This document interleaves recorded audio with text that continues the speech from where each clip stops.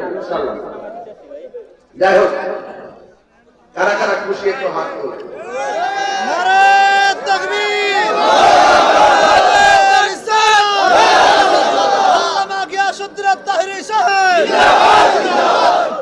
মারহাবা বলেন, আরে বড় করে বলেন মারহাবা।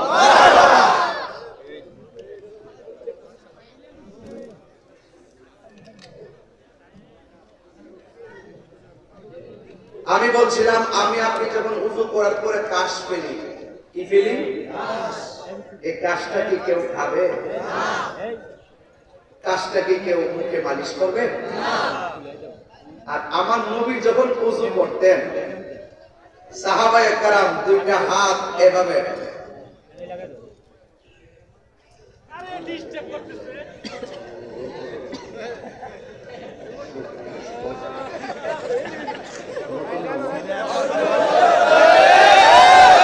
মারহাবা বলেন। আমি তো মানুষকে আনতেছি না, যেমন ওয়াজ হতো না, এটা গোসল লাগে, গোসল লাগে। মারহাবা বলেন। আপনারা খুশি তো? তুমি ভাই ঠিক আছে তো সব? আচ্ছা, মারহাবা বলেন।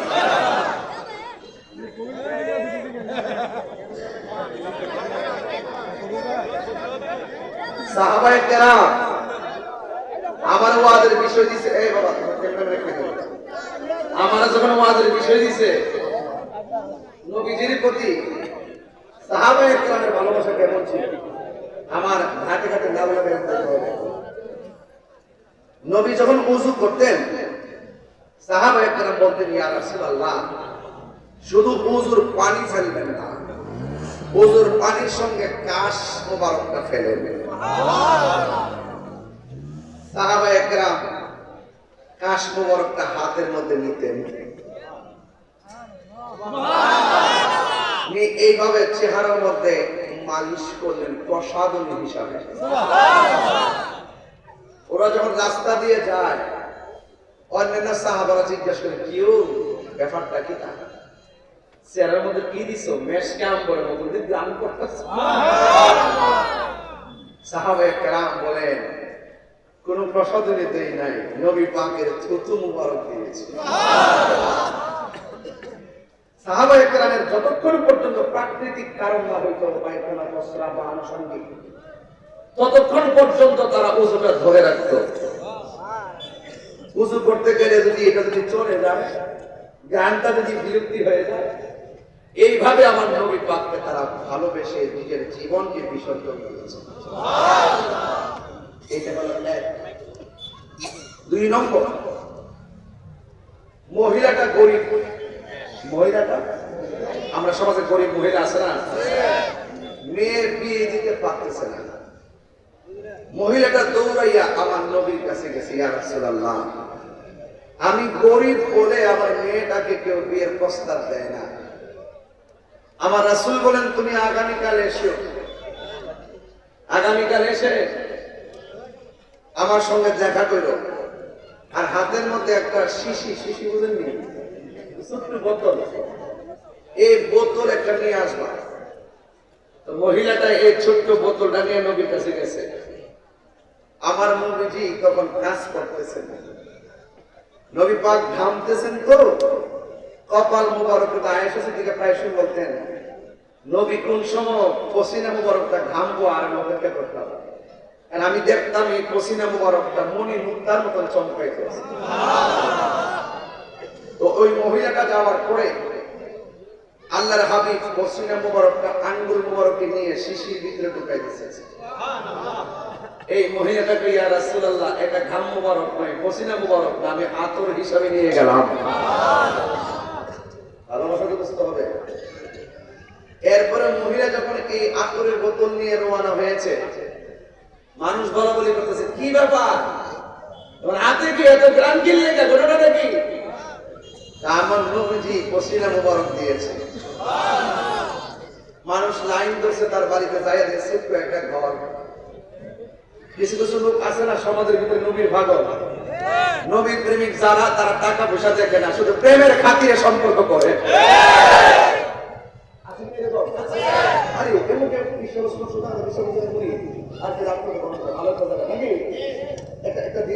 এরকম আছে না, যে এই মুখ মুই, এই যে একটা সম্পর্কের জের, তখন ওই কিছু কিছু তুমি ঠাকুররা বলতেছে কি রে, আমরা এতদিন পর্যন্ত এত কিছু করলাম, আমরা তো এই সৌভাগ্য আমরা নসিবে হইল না, নবী পাকের পসিনা মুবারকটা নিব।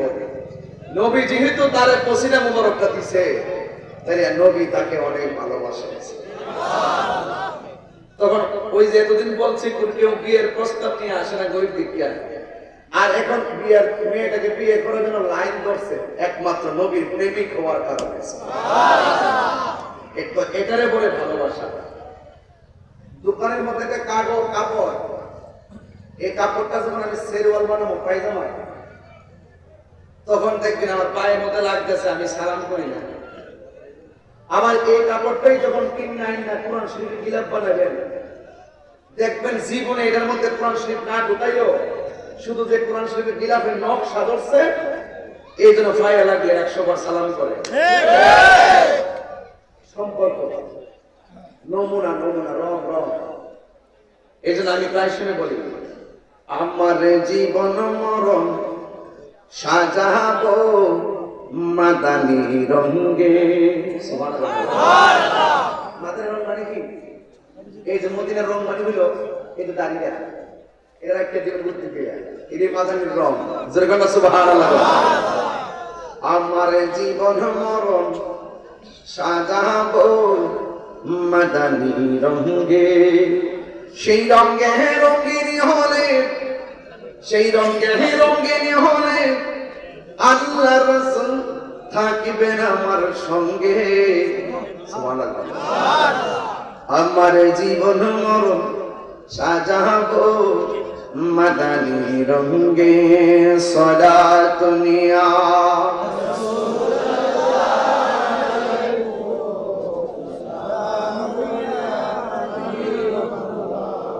মোহাম্মদ এবং সালাত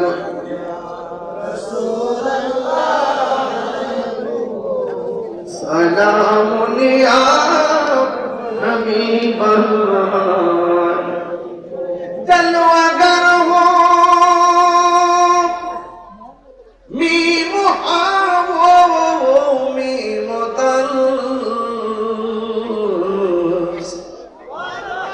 जलवागर हो बेनज़ीर बेमिसाल सारी दुनिया,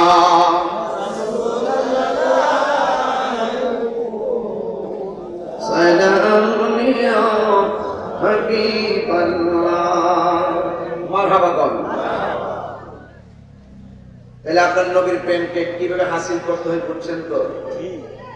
নবী যদি আপনার দিকে তাকিয়ে যান, দেখবেন আপনার মরণের কালে রাসূল আপনার ঘরে চলে আসবে। সবচেয়ে বড় কথা হলো রাজি করা। কি করা? আমি রাজি হয়েছি বলেই ডায়েরিতে লিখেছি, রাজি হয়েছি বলেই মাহফিলে এসেছি, ঘরে এসে এশারের নামাজ পড়ছি, নামাজের পরে খাওয়া দাওয়া করছি, এরপর আস্তে আস্তে আসছি। এটাই হলো প্রেমের প্যাকেজ। প্রেমের প্যাকেজ, যেতে হয় কিছু পেতে হলে কিছু দিতে হয়। কথা বলেন ঠিক কিনা বলেন? তাহলে আমরা নবীকে চাই, তাহলে নবীর কিছু দিতে হবে না? নবী বলছেন আমি টাকা চাই না, আমি চাই শুধুমাত্র তোমাদের মহব্বত। বলেন সুবহানাল্লাহ। বাবারা এখন মনে হয় মাঠটা বসছে নাকি? মাঠটা আর কি ওই কোণাটা বাকি আছে না? বাকি আছে? সবটাই খালি না? সবটা খালি। কানা দিকে বসে যেগুলো দাঁড়াই দিচ্ছে এগুলো আসলে তো জায়গা হবে না, আরো 2টা মাঠ লাগবে। এইটা তো আন্দাজ লাগে। এর কত হইলো যে আমি কয়ে নিলাম জিতে গেলাম আহল করে রাখবো। বাবারা এখন আমি কাজ করবো, এটা কমিটির সাথে আমার একটা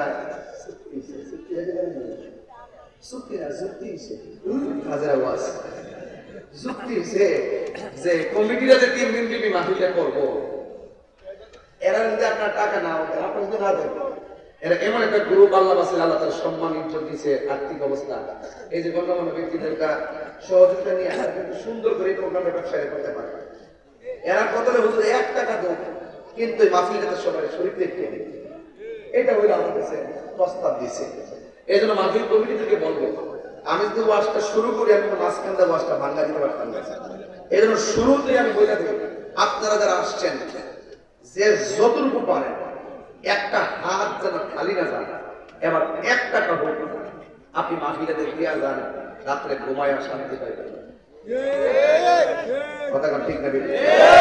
একবার 1 টাকা দিয়ে কেন আল্লাহ 1 টাকা দিলে তোর একটু ইমামু কেন কইছে কেউ 22 বছর আগে যে একটা রাখছেন হুজুরতে এই দামে বেচবো কেউ? আমি দিয়ে নিকে মূলত হোল কিলো ভাই 100 বছর আগে যে এক্সপেন্সে এই দামে নিয়ে আমরা তো নিলাম দাম কি মনে আছে না আর বাড়ছে?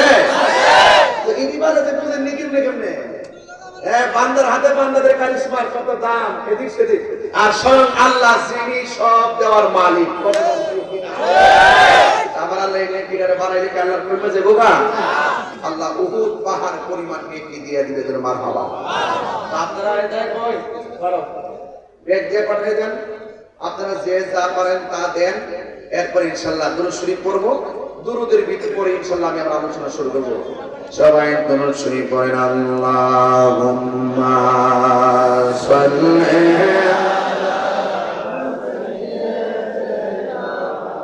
মাওলানা মুহাম্মদ ওয়া আলা আলি সাইয়্যিদিনা লা ইলাহা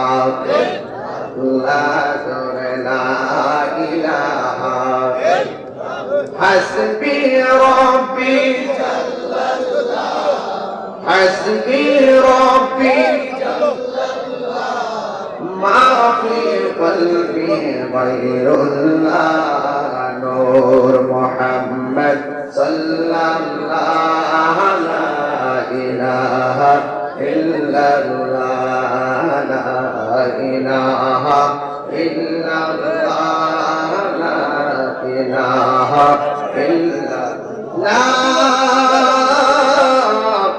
ইলাহা ইল্লাল্লাহ মুহাম্মাদুর রাসূলুল্লাহ সাল্লাল্লাহু আলাইহি ওয়াসাল্লাম।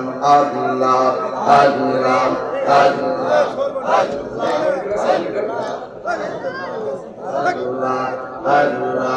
আল্লাহ আল্লাহ আল্লাহ আল্লাহ আল্লাহ আল্লাহ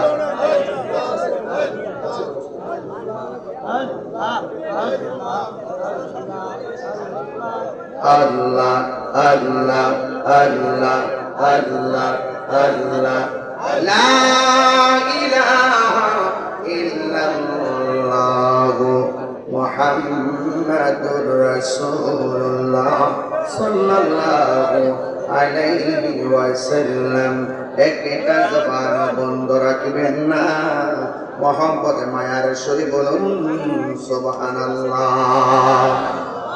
আমার যুবক ভাইরা, আমার মুরব্বি বাবারা,